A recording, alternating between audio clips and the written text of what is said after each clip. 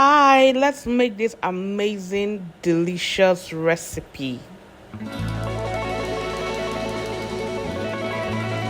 Hi, welcome back to Nana's recipe.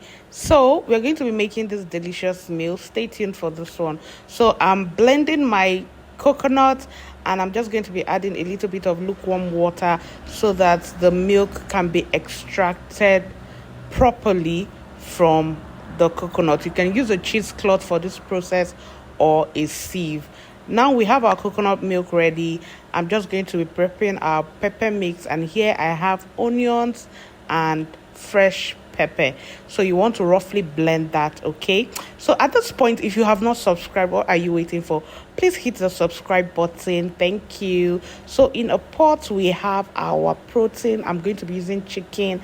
I've added the fresh pepper mix that we blended earlier, some extra onions, seasoning cube, and salt to taste. You can skip the salt.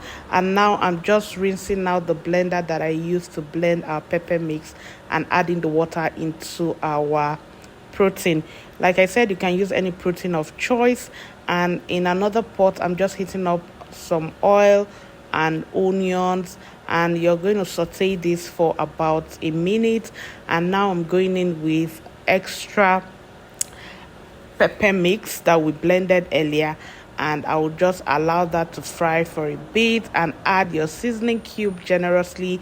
You want to make sure that the base of your meal is quality. So I'm adding a little bit of pepper soup spice, okay, just for extra spice and hotness. So I'm going in with my protein now, which is the chicken that I boiled earlier. You can also add the stock from the chicken at this point. This is one of the reasons why you should make your stock good quality. Add enough seasoning to it because this will form the base of this recipe, okay? So now I'm just going to be stirring that, and I'm going in with my Kpanla fish, also known as Hake fish. Like I said, you can use any protein of your choice. You can use turkey, goat's meat, beef, whatever is available to you. And now I'm going in with the Stockfish flakes, okay? And next, I'm going in with 2 tablespoons of crayfish.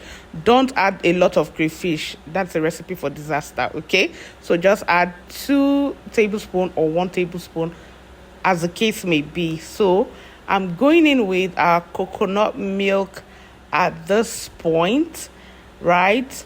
And I would advise that you pour in the coconut milk bit by bit so that the rice don't end up being soggy. Yes, you've heard it. We are making coconut rice. From the title, you might have seen it already, but hey, that's it. This is a banger. Like, it's a signature coconut rice. And now I'm going in with extra seasoning cube just so that, it gives that extra flavor. And it can be borderline salty because we'll be going in with the rice. So our mix has come to a boil.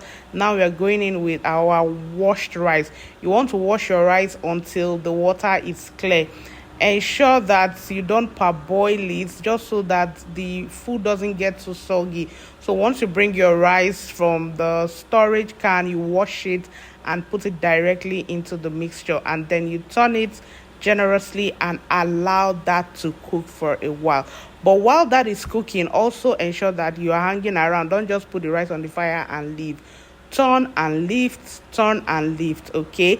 That way the rice that is up goes down and cooks properly, and the one that is down comes up and is not overcooked. So everything just aligns together. Capiche? Yeah. Okay, so it's coming to a boil gradually at this point. As you can see, it's drying up. So you want to continue with the process of lifting and turning. Okay, our coconut rice is getting ready. Look at how beautiful it looks. The aroma in your kitchen at this point is what I can tag as a vibe, a banger. Okay, now as you can see, our rice is ready. You serve and enjoy with your family and friends. Remember to share, like, subscribe, and leave a comment. Let me know if you'll be trying this recipe, and I'll see you in the next video. Bye.